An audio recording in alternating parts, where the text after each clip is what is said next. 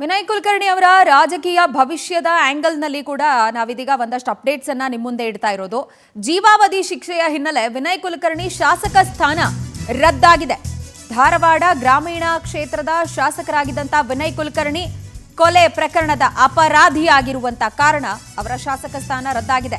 2 ವರ್ಷಕ್ಕಿಂತ ಹೆಚ್ಚು ವರ್ಷ ಶಿಕ್ಷೆ ಆಗಿರುವಂತ ಹಿನ್ನೆಲೆ ಅವರ ಶಾಸಕ ಸ್ಥಾನ ರದ್ದಾಗಿರೋದು. ಕೋರ್ಟ್ ಆದೇಶ ಸಿಕ್ಕ ಬಳಿಕ ಶಾಸಕ ಸ್ಥಾನದಿಂದ ಅವರನ್ನ ಅಧಿಕೃತವಾಗಿ ಘೋಷಣೆ ಮಾಡಿ ಅನರ್ಹಗೊಳಿಸಲಾಗುತ್ತೆ.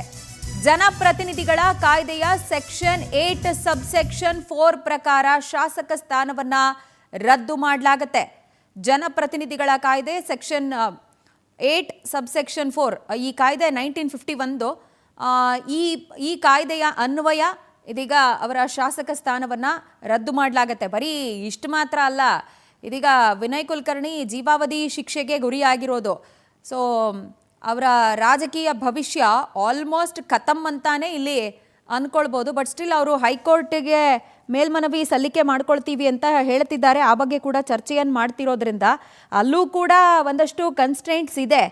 ಈಗ ಅವರು ಶಿಕ್ಷೆ ಪ್ರಮಾಣಕ್ಕೆ ಮಾತ್ರ ಸ್ಟೇ ಆರ್ಡರ್ ತಗೊಂಡು ಬರೋದು ಅಥವಾ ಅವರ ಶಾಸಕ ಸ್ಥಾನವನ್ನು ಉಳಿಸ್ಕೊಳ್ಳೋದಕ್ಕೆ ಯಾವ್ದಾದ್ರು ಪ್ರಯತ್ನಗಳನ್ನು ಮಾಡ್ತಾರಾ, ಈ ರೀತಿಯಾದಂಥ ಕುತೂಹಲ ಕೂಡ ಇದೆ. ಬಟ್ ಇದಕ್ಕೆಲ್ಲ ಆಪ್ಷನ್ಸು ಅಡ್ವೊಕೇಟ್ಗಳ ಟೀಮ್ ಜೊತೆಯಲ್ಲಿ ಅವರು ಡಿಸ್ಕಷನ್ ಆಲ್ರೆಡಿ ಮಾಡೋದಕ್ಕೆ ಮುಂದಾಗ್ತಿದ್ದಾರೆ ಅಂತ ಕೂಡ ಗೊತ್ತಾಗ್ತಾ ಇದೆ.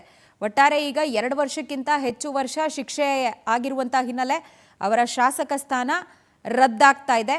ಈಗ ಈ ನಿನ್ನೆ ಅಷ್ಟೇ ಈ ತೀರ್ಪು ಪ್ರಕಟವಾಗಿರೋದ್ರಿಂದ ಆ ಆರ್ಡರ್ ಕಾಪಿ ಲಭ್ಯವಾದ ಬಳಿಕ ಸ್ಪೀಕರ್ ಅವರು ಅಧಿಕೃತವಾಗಿ ಘೋಷಣೆ ಮಾಡಿ ಅವರ ಶಾಸಕ ಸ್ಥಾನವನ್ನು ರದ್ದು ಮಾಡುವಂತಹ ಸಾಧ್ಯತೆಗಳು ಕಂಡು ಬರ್ತಾ ಇದೆ. ಡೀಟೇಲ್ಸ್ ಕೊಡ್ತಾರೆ ನಮ್ಮ ಪ್ರತಿನಿಧಿ ರೂಪೇಶ್, ನಮ್ಮೊಂದಿಗೆ ನೇರ ಸಂಪರ್ಕಕ್ಕೆ ಸಿಕ್ಕಿದ್ದಾರೆ. ರೂಪೇಶ್, ಇದೀಗ ವಿನಯ್ ಕುಲಕರ್ಣಿ ಮುಂದೆ ಇರುವಂಥ ಆಪ್ಷನ್ಸ್ ಏನು ಅನ್ನೋದರ ಕುರಿತಾದಂಥ ಕುತೂಹಲ, ಅದರ ಜೊತೆಗೇನೆ ಶಾಸಕ ಸ್ಥಾನ ಅಂತೂ ರದ್ದಾಗಿದೆ. ಇದರ ಅಧಿಕೃತ ಘೋಷಣೆ ಸ್ಪೀಕರ್ ಕಡೆಯಿಂದ ಯಾವಾಗ ಆಗ್ಬೋದು?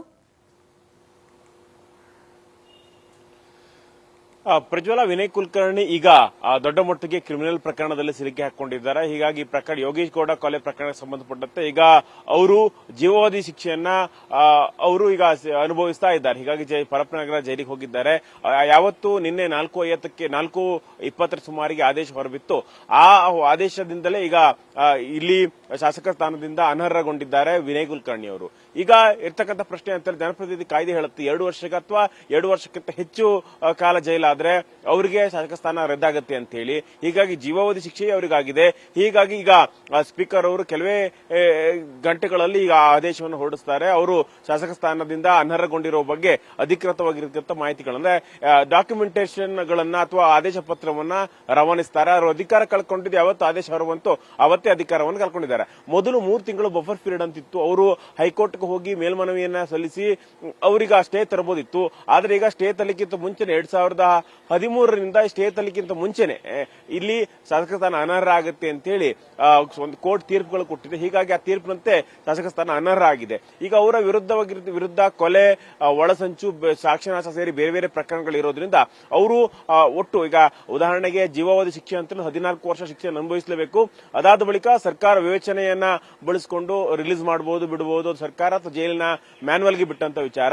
ಅದಾದ ಬಳಿಕ ಅವರು ರಿಲೀಸ್ ಆದ್ರೂ ಕೂಡ 6 ವರ್ಷಗಳ ಕಾಲ ಯಾವತ್ತು ರಿಲೀಸ್ ಆಗ್ತಾರೋ ಅಲ್ಲಿಂದ 6 ವರ್ಷಗಳ ಕಾಲ ಅವರು ಚುನಾವಣೆಗೆ ಸ್ಪರ್ಧಿಸುವಂತಿಲ್ಲ. ಈಗಾಗಲೇ ವಿನಯ್ ಕುಲಕರ್ಣಿಗೆ ಅರ್ಧ ರಾಜಕೀಯ ಭವಿಷ್ಯ ಮುಗಿದು ಹೋಗಿದೆ. ಜೈಲಿನ ಶಿಕ್ಷೆ ಅನುಭವಿಸಿ ಮತ್ತೆ ಹೊರಗಡೆ ಬರಬೇಕಾದ್ರೂ ಕೂಡ ಅವರಿಗೆ ಮುಂದೆ ಚುನಾವಣೆ ಸ್ಪರ್ಧಿಸೋದಕ್ಕೆ ಕಷ್ಟ ಸಾಧ್ಯ ಅಂತ ಹೇಳಿ ರಾಜಕೀಯ ವಿಶ್ಲೇಷಕರು ಹೇಳ್ತಾ ಇದ್ದಾವೆ.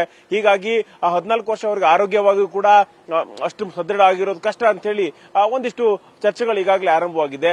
ಒಟ್ಟಾರೆಯಾಗಿ ದೊಡ್ಡ ಪ್ರಮಾಣದಲ್ಲಿ ಕ್ರಿಮಿನಲ್ ಕಾನ್ಸ್ಪಿರಸಿ ಕೇಸ್ನಲ್ಲಿ ಈಗ ಅವರು ಜೈಲಿಗೆ ಹೋಗಿರೋದ್ರಿಂದ, ಕೊಲೆ ಕೇಸ್ನಲ್ಲಿ ಜೈಲಿಗೆ ಹೋಗಿರೋದ್ರಿಂದ ನಿಜಕ್ಕೂ ರಾಜಕೀಯವಾಗಿ ದೊಡ್ಡ ಹಿನ್ನಡೆ. ಒಂದ್ ಕಡೆ ಶಾಕ್ ಏನಂತಾರೆ ಶಿಕ್ಷೆಯನ್ನು ಅನುಭವಿಸಬೇಕು ಅಂತ ಹೇಳಿ, ಮತ್ತೊಂದು ಕಡೆ ಈಗ ಶಾಸಕ ಸ್ಥಾನ ಅನರ್ಹ ಆಗಿದೆಯಲ್ಲ ಅದಕ್ಕೆ ಸಂಬಂಧಪಟ್ಟಂತೆಯೂ ಕೂಡ ಬಿಗ್ ಶಾಕ್ ಎದುರಾಗಿದೆ ಅಂತ ಹೇಳ್ಬಹುದು. ಇವತ್ತೇ ಸ್ಪೀಕರ್ ಅವರ ಕಚೇರಿಯಿಂದ ಅಧಿಕೃತವಾಗಿ ಈ ಒಂದು ಬಗ್ಗೆ, ಯಾಕೆ ಶಾಸಕ ಸ್ಥಾನ ಅನರ್ಹವಾಗಿರೋ ಬಗ್ಗೆ, ಶಾಸಕತ್ವ ರದ್ದಾಗಿರೋ ಬಗ್ಗೆ ಅಧಿಕೃತವಾಗಿರ್ತಕ್ಕಂಥ ಆದೇಶ ಹೊರಬೀಳಬಹುದು ಅಂತ ನಿರೀಕ್ಷೆ ಮಾಡಲಾಗ್ತಾ ಇದೆ. ಆದೇಶ ಹೊರಬಿದ್ದ ತಕ್ಷಣವಾಗಿ ಉಪಚುನಾವಣೆ 6 ತಿಂಗಳೊಳಗಡೆ ಉಪಚುನಾವಣೆ ನಡೀಬೇಕಾಗುತ್ತೆ. ಹೀಗಾಗಿ ಧಾರವಾಡ ಗ್ರಾಮೀಣ ಕ್ಷೇತ್ರಕ್ಕೂ ಕೂಡ ಉಪಚುನಾವಣೆ ಕೆಲವೇ ದಿನಗಳಲ್ಲಿ ನಡೆಯಲಿದೆ.